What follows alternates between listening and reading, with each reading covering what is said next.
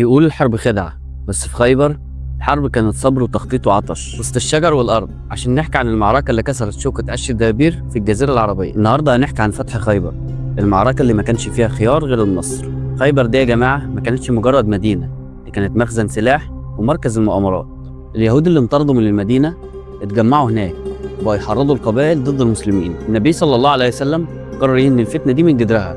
بس خيبر ما كانتش سهلة، كانت عبارة عن 8 حصون قوية جدا وحواليها مساحات كبيرة من النخيل والزرع زي اللي واقف في وسطها دلوقتي، وده اللي خلى الحصار صعب جدا. المسلمين قعدوا أيام قدام الحصون دي واليهود من فوق بيضربوهم بالنبال والحجارة. المسلمين تعبوا وبعض القادة حاولوا يفتحوا الحصون دي بس ما عرفوش.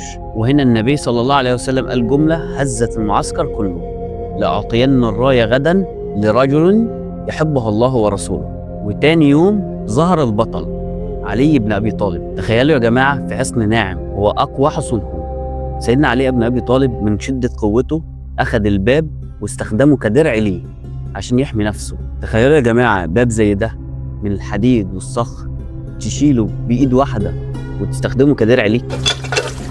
عارفين اللي كسر الحصون دي في الآخر؟ المية. في حصن اسمه النظار، المسلمين ما كانوش عارفين يدخلوه لحد ما شخص من جوه دلهم على مجرى المياه اللي بيغذي الحصن كله. المسلمين قطعوا المية واليهود اضطروا يطلعوا ويواجهوا في الطل، وهنا كانت نهايتهم. ومن هنا بنتعلم اللي بيسيطر على المورد بيسيطر على المعركة. بعد النصر حصلت واقعة غريبة جدا. واحدة اسمها زينب بنت الحارث قدمت للنبي صلى الله عليه وسلم شاة مسمومة وكترت السم في الكتف. بقدرة ربنا سبحانه وتعالى الكتف اتكلم وقال للرسول صلى الله عليه وسلم أنا مسموم. النبي صلى الله عليه وسلم نجي من السم ده، بس فضل مؤثر عليه لحد وفاته. وتعلمنا إن الحق ما بيجيش بالعدد، بيجي بالعقيدة والذكاء. تفتكروا إيه اللي كان هيحصل لو المسلمين ما كانوش قطعوا المية؟ سلام.